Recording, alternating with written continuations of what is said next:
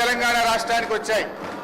20లో 19 తెలంగాణకు తెచ్చిన ఘనత కేసీఆర్ గారిది, బీఆర్ఎస్ ప్రభుత్వాన్ని. సో ఆ రకంగా పల్లెలు చేశాం. ప్రతి గ్రామ పంచాయతీకి ట్రాక్టరు, ట్యాంకరు, ట్రాలీ, నర్సరీ, వైకుంఠధామము, డంప్ యార్డు పెట్టి తెలంగాణ పల్లెలు దేశానికి ఆదర్శంగా నిలిపిన ఘనత కేసీఆర్ది, బీఆర్ఎస్ పార్టీ.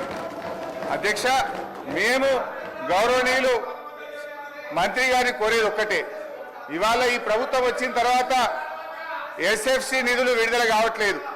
ఈజీఎస్ నిధులు కేంద్ర ప్రభుత్వం ఇచ్చినా డైవర్ట్ చేసినారు. 15th ఫైనాన్స్ కమిషన్ డబ్బులు కేంద్ర ప్రభుత్వం ఇస్తే డైవర్ట్ చేసినారు.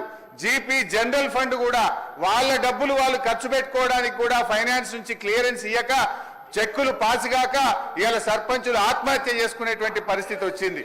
అప్పులు చేసి బంగారం కుదబెట్టి పనిచేస్తే ఈ బిల్లులు ఇయ్యారు. అధ్యక్ష, ఒక్క నవంబర్ నెలలో బడా కాంట్రాక్టర్లకు 1200 కోట్లకు పైగా బిల్లులు ఇచ్చారు. ఒక్క నెలలో 1200 కోట్లు బడా కాంట్రాక్టర్లకు ఇస్తారు.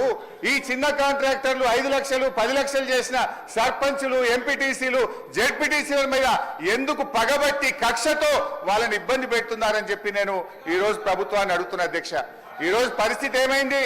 గ్రామ పంచాయతీలకు రెగ్యులర్ గా ఇవ్వాల్సిన నిధులు ఇవ్వకపోవడం వల్ల చివరికి ఏం దాకా వచ్చిందంటే, అమెరికా దేశం తెలంగాణకు పోతే చికెన్ గున్యా వ్యాధులు వస్తున్నాయి, జాగ్రత్త అని అమెరికా దేశం ఆ దేశ పౌరులను హెచ్చరించే పరిస్థితి ఏర్పడ్డదంటే పల్లెల్ని ఏ రకంగా మీరు నిర్లక్ష్యం చేశారో అర్థమవుతా ఉంది.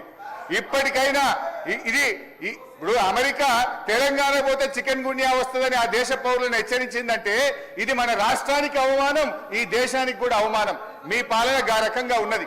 సో దయచేసి మేము కోరేది ఒక్కటే.